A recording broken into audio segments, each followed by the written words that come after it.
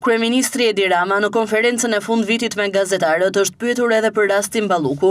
Rama tha se as ai dhe askush tjetër nuk ka hyrë në përmbajtjen e rastit, por tha se kur kjo çështje shkon te pushteti legjislativ, patjetër që duhet të shprehen pasi Këshilli i Mandateve nuk është zyrë noterie e prokurorisë. Sa i përket dosjes të çuar në Këshillin e Mandateve nga SPAK për Ballukun, kryeministri deklaroi se 16.000 faqe të dosjes nuk janë produkti i hetimit, por është futur brenda gjithë arkivi i ministrisë.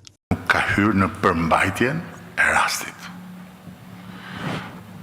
Por ky rast ndryshon nga rastet e tjera sepse ka ardhur tek ne. Pra nuk është një rast në rrugën e pushtetit gjyqësor, të cilin, si shumë raste tjera, pushteti gjyqësor, në këtë rast prokuroria, e ndjek pa pasur nevojë të ndaloj në derën tonë. Apo jo.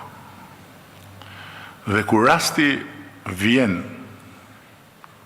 në derën tonë, flas të pushtetit legislativ, atëherë pushteti legislativ duhet shprehet. Nuk është noter i prokurorisë. Këshilli i Mandateve nuk është një zyrë noterie, është një quasi gjykatë. Quhet.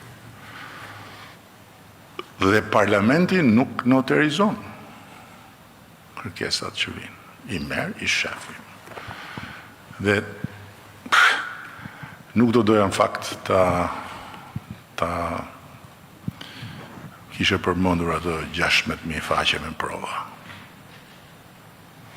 Se ajo më provokon. Më ka provokuar që ditën e parë.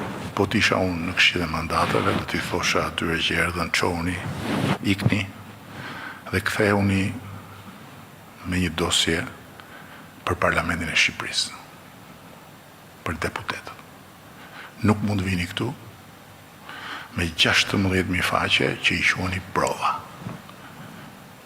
E dini ju që janë ato 16.000 faqe? Pyes për kuriozitet, ju e dini që janë 16.000 faqe që janë këtu? Nuk janë absolutisht produkti i hetimit. Se s'ka si t'jenë produkti i hetimit. Nuk ka si t'jenë produkti i hetimit. Janë 16.000 faqe ku janë futur brenda kontrata, studime, ndonë arkivi i ministrisë futur brenda.